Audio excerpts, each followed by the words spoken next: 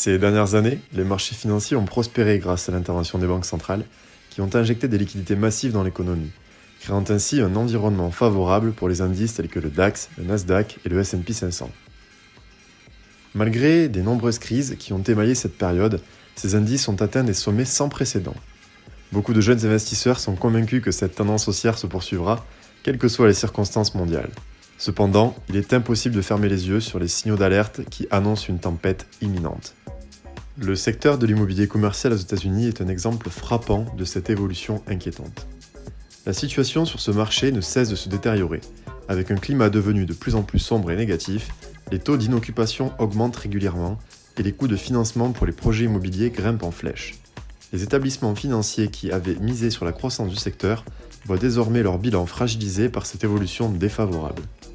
En parallèle, les chiffres solides du marché de l'emploi ne parviennent plus à masquer les licenciements massifs dans de grandes entreprises. Ernst & Young, par exemple, a récemment annoncé le licenciement de 3000 employés aux États-Unis en réponse à l'effondrement de la demande dans certains secteurs d'activité. Cette annonce souligne la fragilité de la situation économique et la nécessité pour les entreprises de s'adapter à un environnement de plus en plus difficile. Le nombre d'insolvabilités augmente de manière significative. Comme l'avaient prévu de nombreux experts, les faillites d'entreprises ont atteint leur plus haut niveau depuis juillet 2020, lorsque la pandémie de Covid-19 dominait le monde. Cette situation met en évidence les difficultés auxquelles sont confrontées de nombreuses entreprises pour faire face à leurs obligations financières et survivre dans un climat économique morose. L'impact de cette situation sur les ménages est également préoccupant.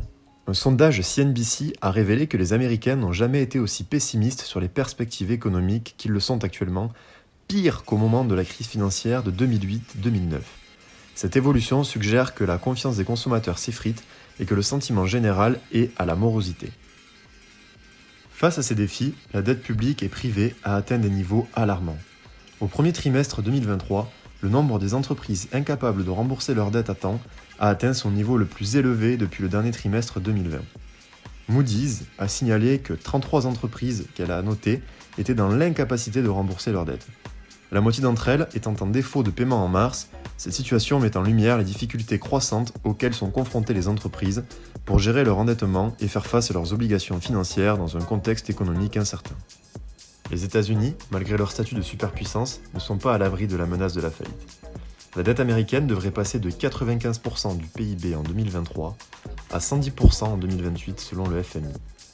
Le Congressional Budget Office estime que la dette américaine atteindra 195% du PIB en 2053, en partie à cause du Fonds social américain qui sera à court d'argent dans 10 ans. Si le gouvernement américain souhaite maintenir ses engagements sociaux, il devra soit contracter de nouvelles dettes, soit augmenter les impôts. Deux options qui ne sont pas sans conséquences sur la santé économique du pays. Dans ce contexte difficile, le dollar perd progressivement son importance sur la scène internationale.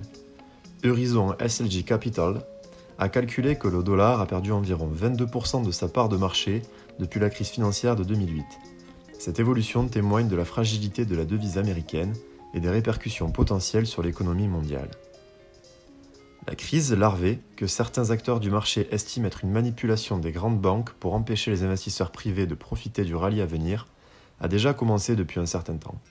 Les signes précurseurs sont de plus en plus nombreux et il est essentiel pour les investisseurs et les décideurs politiques de prendre conscience de la situation et d'agir en conséquence. Les gouvernements et les institutions financières doivent travailler ensemble pour trouver des solutions durables à ces problèmes et prévenir une crise majeure. Les politiques monétaires et budgétaires devront être ajustées pour garantir la stabilité économique et préserver la confiance des marchés et des consommateurs. En somme, il est crucial de prêter attention à ces signaux d'alerte et d'agir rapidement pour éviter une crise économique majeure. Les investisseurs, les entreprises, les gouvernements et les institutions financières ont tous un rôle à jouer dans la recherche de solutions durables et la mise en place des mesures de prévention